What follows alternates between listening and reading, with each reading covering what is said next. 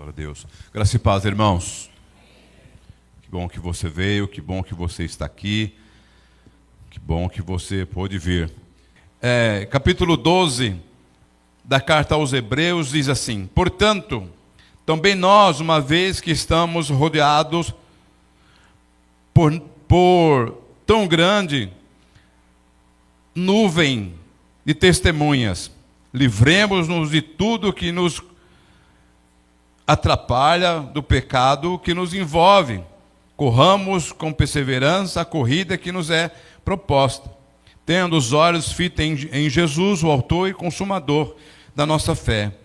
Ele, pela alegria que lhe fora proposta, suportou a cruz, desprezando a vergonha, e assentou à direita do trono de Deus. Eu estou lendo aqui essa versão NVI. Obrigado, meu irmão. Irmãos, essa palavra aqui, esse texto, ele realmente é tão glorioso, tão grandioso, para alguém que quer viver algo novo. Esse texto é voltado para alguém que ainda não enxergou a grandeza que havia em Cristo. Essa carta foi escrita para cristãos que, no momento de dificuldade, estão desistindo. Essa carta ela foi direcionada a homens e mulheres cristãos que sofreram perseguições, que sofreram rejeições pelo seu povo. E tem alguns que estavam voltando às suas religiões antigas. E aí, esse capítulo 12, no verso 1, pelo menos, ele está dizendo que nós estamos, aquele povo estava sendo rodeado por grande nuvem de testemunhas, de pessoas que venceram, de pessoas que não desistiram, de pessoas que olharam e enxergaram o impossível, enxergaram o invisível, e foram dispostos a chegar a morrer sem ver a promessa sendo cumprida na vida deles, mas eles morreram crendo que Deus poderia cumprir na vida de outras gerações. E aí eu quero que você, se você puder anotar em algum lugar aí, eu separei o tema dessa mensagem: tira o velho para que entre o novo. Eu falei na escola dominical, na quarta-feira aqui, nós precisamos aprender, irmãos, a deixar o velho, lançar o velho fora e deixar o novo. Nós cantamos, tem um cântico, os irmãos nunca mais cantaram, o pessoal do louvor nunca mais cantaram, porque a gente cantava muito. E eu gosto desse cântico, porque exatamente esse cântico que nós cantávamos aqui, os irmãos cantavam e canta ainda, diz também: tira o velho para que venha o melhor. Quem lembra desse cântico aqui? Para cada manhã há um milagre de Deus. Andando com Jesus não há perda. Nós tiramos o velho para que entre o melhor. Então, irmãos, nós precisamos tirar o velho. E o texto aqui, ele está dizendo, o escritor da carta está dizendo, que tem algumas coisas que atrapalham as pessoas a enxergar essa grandeza que há em Deus. Ele vai dizer que nós estamos cercados de grandes testemunhas, de pessoas, anteriormente, falando aquilo que já foi dito no capítulo 11, dos heróis da fé. Eu quero ler alguns versículos aqui para a gente continuar. Olha aí no capítulo 11, e o verso de número 32 diz assim: que mais direi? Não tenho tempo para falar de Gideão, Baraque, Sansão, Jefté, Davi, Samuel e os profetas, os quais pela fé conquistaram reinos, praticaram justiça, alcançaram o cumprimento das promessas, fecharam boca de leões, apagaram o poder do fogo, escaparam o fio da espada, e da fraqueza tiraram força, tornaram-se poderosos na batalha e puseram em fuga o exército estrangeiro. Houve mulheres que pela ressurreição tiveram de volta os seus mortos, uns foram torturados, recusaram ser libertos, para poder alcançar uma ressurreição superior. Outros enfrentaram zombarias e açoites, ainda outros acorrentados e colocado na prisão, apedrejado, cerrado ao meio, posto à prova, mortos do fio da espada, andaram errantes, vestidos de pele de ovelhas e de cabra, necessitados, afligidos, maltratados. O mundo não era digno deles. Aleluia. Vagaram pelos desertos e montes, pelas cavernas e grutas. Todos esses receberam bom testemunho por ter fé. No entanto, nenhum deles recebeu o que havia sido prometido. Deus havia planejado algo melhor para nós, para que conosco fosse eles aperfeiçoados. Esses homens ainda não foram aperfeiçoados. Sabe por que não foram? Porque está esperando a nós o cumprimos com aquilo que foi colocado sob a nossa responsabilidade. Eles ainda estão esperando o cumprimento dessa promessa, porque eles morreram crendo que Jesus viria. E Ele faria dessa promessa alcançar milhões e milhares de pessoas para cumprir a promessa. E uma dessas promessas nós temos a responsabilidade de cumprir. Agora, o que nos impede de cumprir essa promessa? O escritor da carta aos Hebreus está dizendo: o que nos impede de viver isso? O que está impedindo vocês a desistirem, a continuarem e desistirem tão facilmente? No capítulo 10, 32 em diante da carta aos Hebreus, ele vai estar falando assim: vocês já suportaram coisas piores. Vocês já foram maltratados, os seus filhos já foram levados, levaram bens de vocês, e vocês não desistiram. Vocês já viveram coisas piores, vocês já viveram lutas ainda maiores do que vocês estão vivendo agora. Não se compara à luta que vocês viveram anteriormente por amor a Cristo. Agora, o que está impedindo vocês a não continuar? Ele vai dizer aqui no verso 1, eu não sei se alguém já tentou fazer um teste, fazer uma corrida aí de uns 15 minutos carregando uma melancia. Alguém já tentou isso? Alguém já tentou? Hoje eu estou tentando caminhar, né? Mas se eu for correr hoje, eu corro aí uns 2 minutos e meio. Não, cadê? Um pouquinho mais. Eu corro um pouquinho mais, tá, Tiago? Mas já pensou se eu, com essa dificuldade, eu colocar uma melancia aqui, de 12 quilos? Pensou, Marco? Não, né? Não, acho que não. E eu vou correr, e essa corrida está marcada no horário de chegada. Eu vou quebrar essa melancia no meio do caminho, eu mesmo assim não vou chegar. Aqui, alguém que é pai aqui, que já viu aquela historinha do coelho, da corrida do coelho e a tartaruga. Quem conhece essa historinha? A maioria, né? Os pais conhecem muito bem. Quem vence aquela corrida? Não sei se vocês prestaram atenção. Quem vence a corrida daquela história? É a tartaruga. É impossível. Porque uma tartaruga ganhar de um coelho? Pois é. A história diz que a tartaruga venceu, porque ela estava constante, corrida constante, e chegou lá. O coelho, por ser tão rápido, corria, dormia, corria, descansava, corria, esquecia do propósito de chegada. E no últimos metros, ou últimos centímetros, porque metro para a tartaruga é longe, né? O último centímetro da faixa de chegada, a tartaruga já está ultrapassando lá, e o coelho está lá atrás, abre os olhos e tenta chegar lá. Não. Por quê? O que aconteceu com a tartaruga? Ela não parou, ela continuou, porque ela sabia que ela tinha que chegar.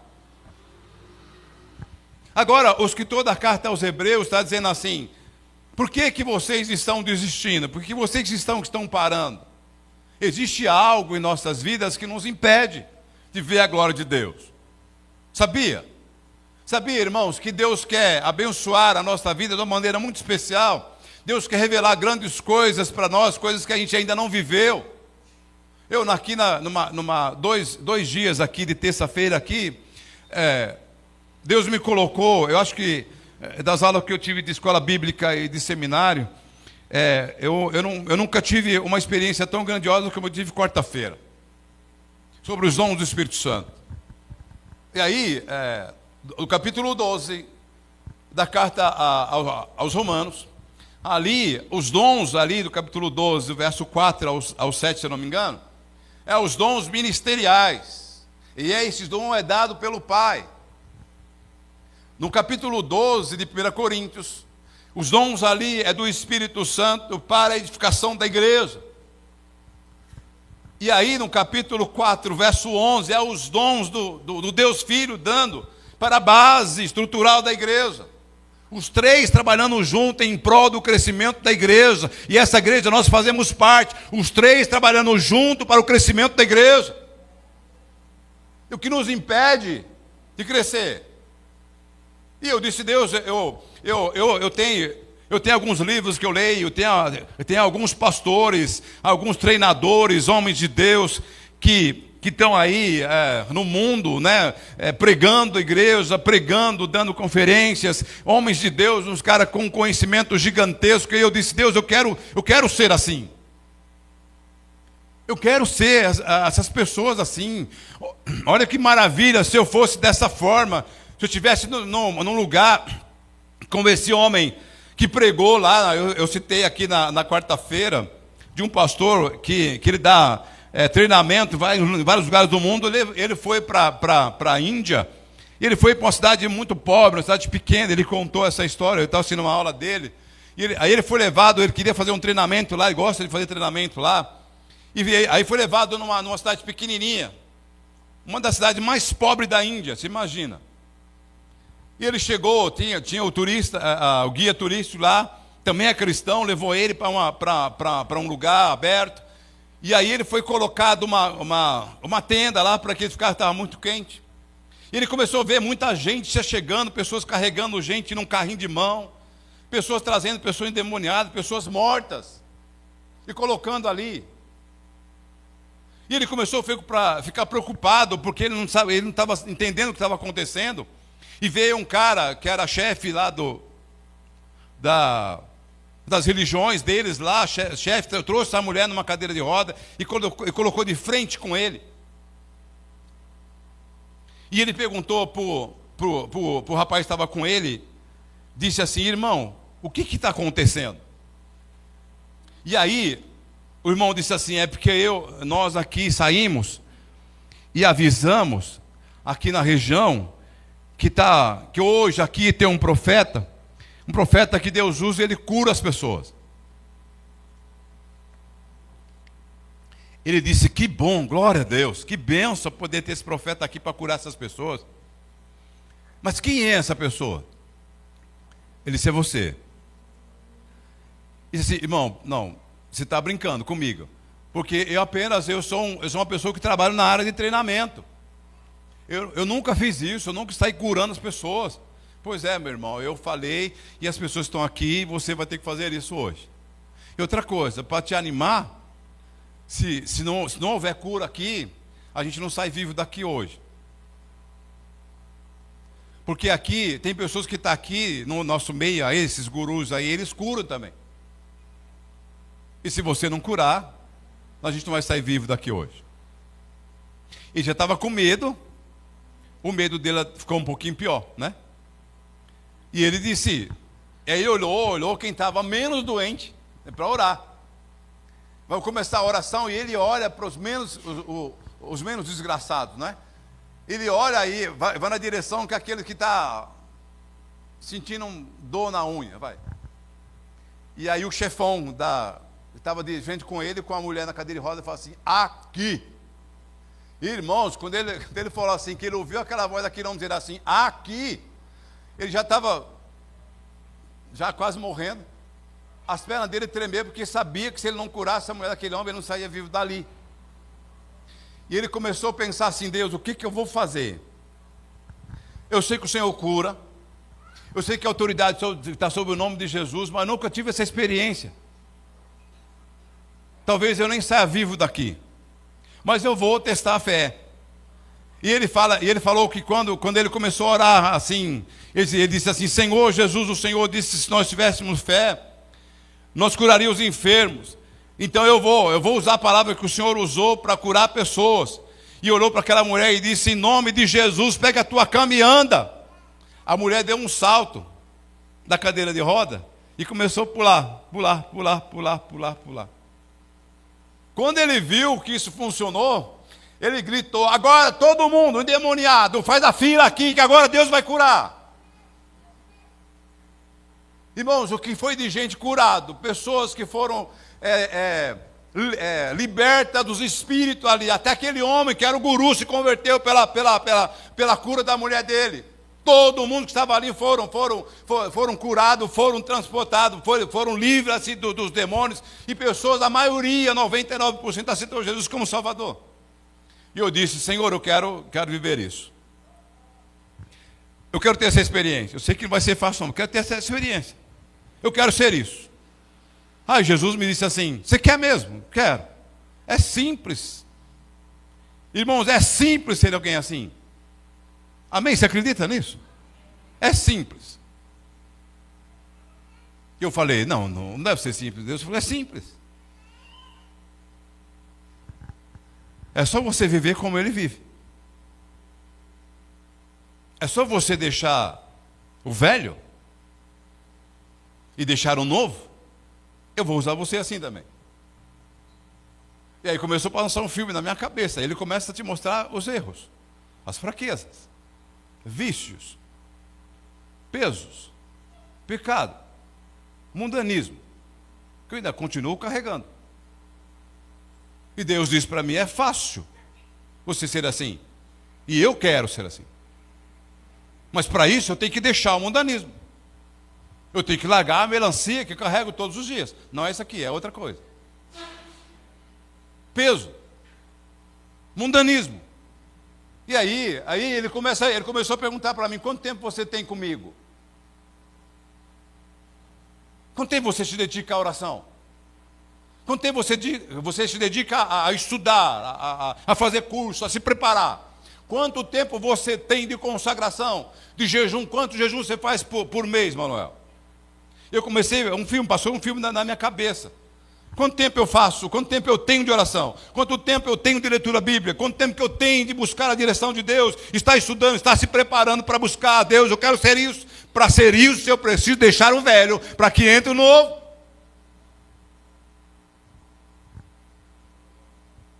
Enquanto isso, meu irmão e minha irmã, nós vamos continuar com essa vidinha, vindo aqui, caminhando, orando, e muitas vezes Deus não responde. E aí eu questiono: Deus, por que o Senhor não responde a minha oração?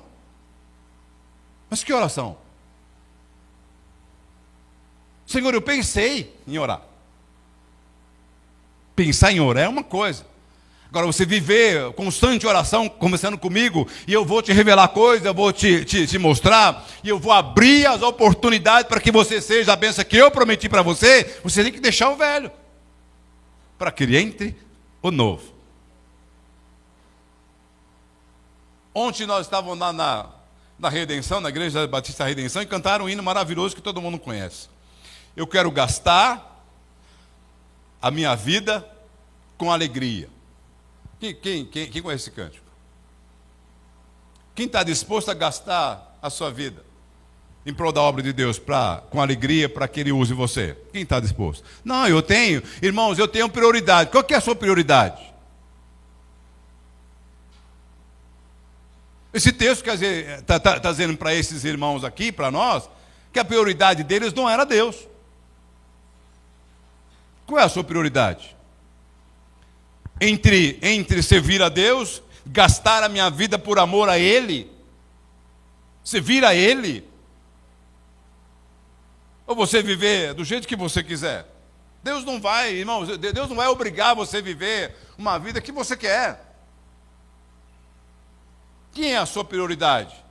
O escritor da carta aos Hebreus está perguntando: vocês que deixaram de lado Deus como prioridade, e a vida, os planos de vocês, o desejo de vocês como prioridade. O verso, essas pessoas aqui, as testemunhas que está falando aqui, colocaram Deus como prioridade. Isaías foi cerrado ao meio, colocado dentro de um tronco e cerrado ao meio.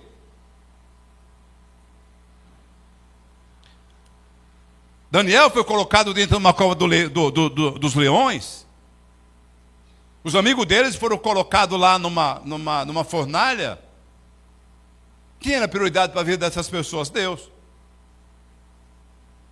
Quem é a sua prioridade? Entre Deus e você, quem é a prioridade? Os seus planos ou Deus? Ah, irmãos, eu tenho minha vida. Tá bom. Deus não vai impedir, irmãos, de você viver sua vida. Só que você não vai ver a glória de Deus. Só que você não vai viver esses milagres.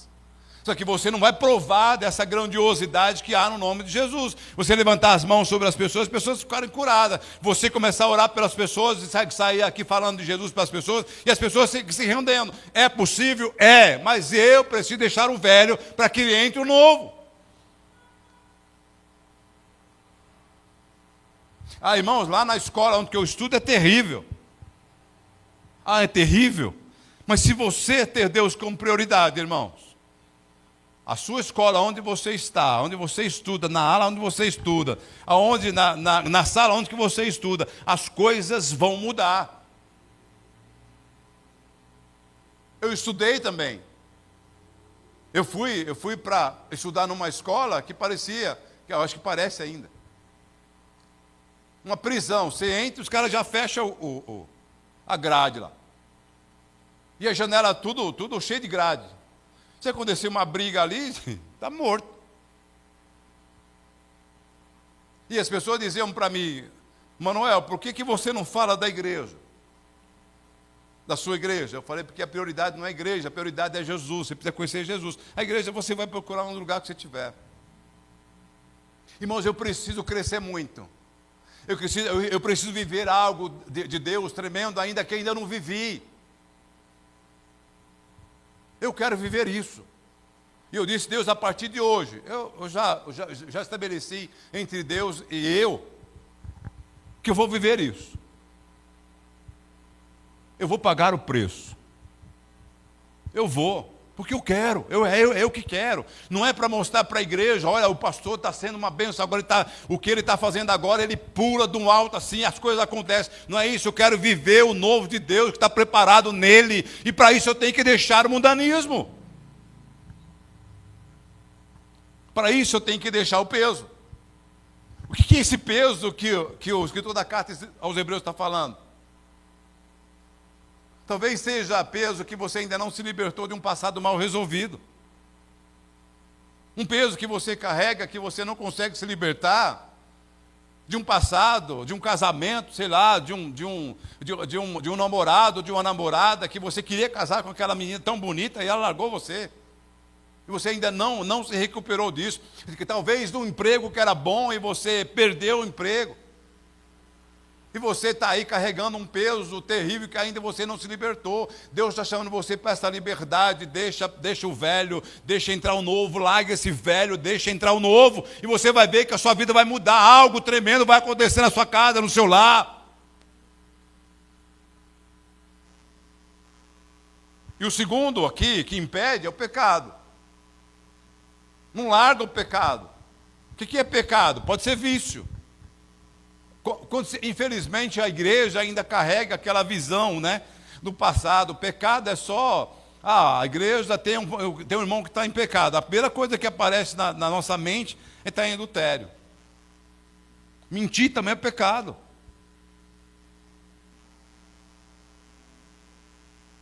Dizer que ama a Deus e não ama também é pecado. Viver uma vida do jeito que você acha que deve ser, também é pecado. E isso nos impede de ver a glória de Deus. Isso nos impede de ter uma experiência gloriosa com Deus. E o tempo vai passando, e nós vamos se acostumando com isso. E às vezes, irmãos, se a gente não tomar cuidado, a palavra de Deus não faz mais efeito na nossa vida.